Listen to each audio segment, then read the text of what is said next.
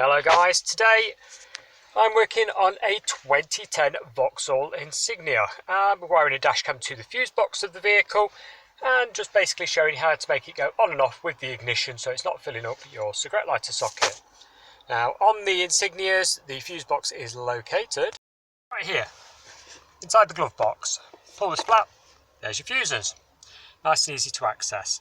Now before we continue with this video guide, I do need to point out that by following this guide I am held no way liable or responsible for any injury to yourself or damage to your vehicle.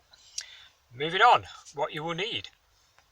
Ideally a fitting kit. Okay, so this is a fitting kit. It's not the cable that comes with the camera.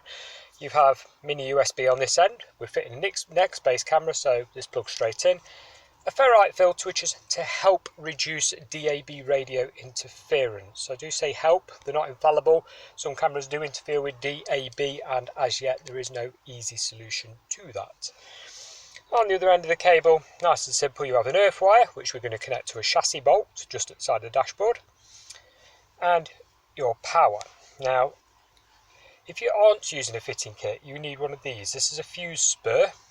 Okay, and what it does, it basically makes one socket into two sockets. So you pull a fuse out your fuse box and it doubles it up. So there you have a 2 or 3 amp fuse for your camera, and next to it, the gap there is where you put the original fuse that you pulled out of your fuse box.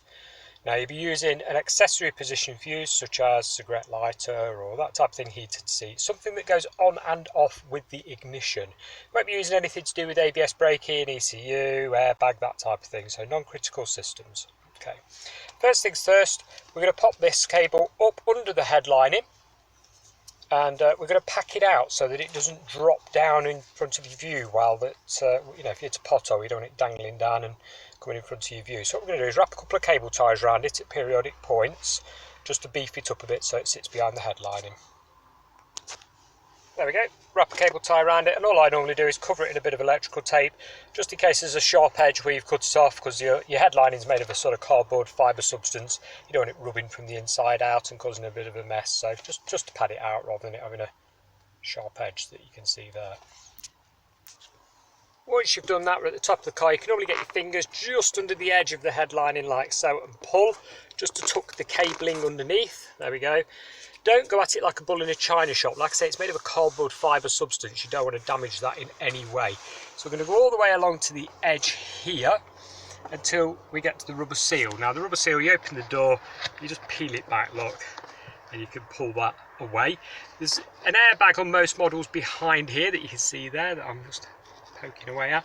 Pop your cable behind the airbag. Don't worry, you won't set your airbag off. They're quite robust. You can, like I say, put your finger behind it, look. You notice there I've got my finger right behind the airbag. Pop your cable behind it. We're going to run it all the way down the edge here. When you get to the corner of the dashboard here, we're going to pop this end plate off. Now these are basically, this is a trim removal tool. They're available off eBay or Amazon for about £1. If you use a screwdriver to do this, you will definitely damage the plastic dashboard, so don't. What you do is pop it behind, support it with your other hand here so it doesn't pop off and fall on the floor. It's on little press stud things, you just sort of pop it off. Like so. And that comes away and reveals a nice 13mm bolt here that we can use as an earth. So we're going to go ahead and take this 13mm bolt completely out.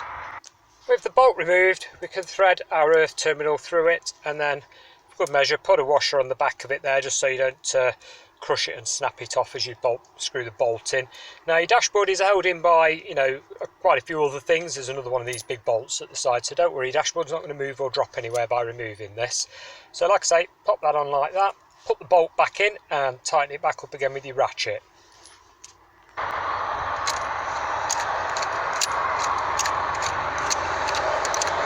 And there we have a nice good earthing point to the chassis of the vehicle. We can move on to the power once we've tightened that up.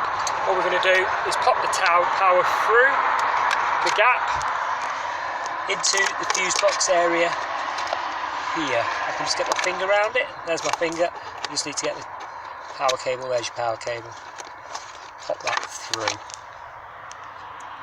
The next bit, once you've got your power cable fed through, is you're going to need maybe a multimeter or one of those test probes that look like a screwdriver and basically you touch them on the end of a live wire and it illuminates, yeah? So with the ignition off, okay, so the keys out, ignition off, what we're going to do is test for an accessory fuse that goes on and off with the ignition. Now, to be honest, I've done hundreds of these cars, and on the UK ones, these two centre fuses here are ignition switched accessory circuit ones. Now, spec and country of origin may vary, so just bear that in mind. That's why I'm showing you the test procedure. So if we touch this silver shiny bit on top of the fuse here that's sticking out, not the plastic, go back to the multimeter, it should read 0. Yes, it does. There we go. That's with the ignition off. When we turn the ignition on, that will go to like 12 point something volts, just to show you that it's actually live. If you're using a test probe, when you turn your ignition on, your test probe will light up. Okay, so with that knowledge that we know that that is an ignition switched fuse, we can now go ahead and remove this fuse. So we're going to pull that one out, and we're going to put that in the end of our fuse spur.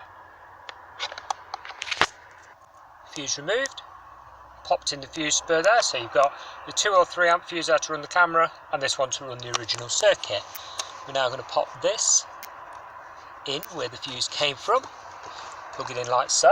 Incidentally, these are mini blade fuses. There are also micro blade and standard size and micro 2, mini 2, etc. There's quite a few different ones. These are mini blade. Okay, so you can buy a mini blade adapter. These fuse spurs, like I say, they're on eBay, Amazon, they're about £1, £2. And they're a very handy thing to have, say if you're doing any soldering or snipping of wires or anything like that. So we're going to pop that in there, tidy up all this excess cabling that we've got. We're going to wrap a cable tie around that, and basically you pack it in the end of the dash. There's a big gap there, so you can all stack it out of the way. Now you're ready to test your camera. So with the camera now mounted, you'll notice I've got this on a sticker mount, and it's because it has the black textured paint on the window screen. Normally suckers won't stick to this stuff and you'd have to put it here at the side. This camera comes with both mounts, so we've gone for the sticky one basically. Now, to stay in the legal side of things in England, or the UK as it were, you've got to keep it out of the wiper sweep area, so you kind of mount down here where the wiper sweep is, yeah? So anything in wiper sweep will fail an MOT and is also deemed illegal. Yes, you do see a lot of people with sat navs in the middle of the windscreen. Technically speaking, the police could be funny, pull you over and tell you to shift it. So it's right up here, out the way, near the mirror, and what we're going to do now is just put the ignition on and give it a second there to power up. There. Can you see that? It's quite dark in here. There's a sticker still on the front, but there we go. It's all powered up and running. Battery indicator there showing it's charging. Ignition off. And camera goes off. And that, guys, is how you fit the camera. I mean, nice and simple. Don't forget to pop your end panel back on. It's on clips, you just tap it, and that's how you fit a dash cam. Any questions, pop them in the comment section below the video. Do my best to answer you as quickly as possible, but just bear with me. I mean, I get literally inundated with questions every single day. There's millions of you guys, one of me, so just bear with me. Thanks a lot for watching, and goodbye for now.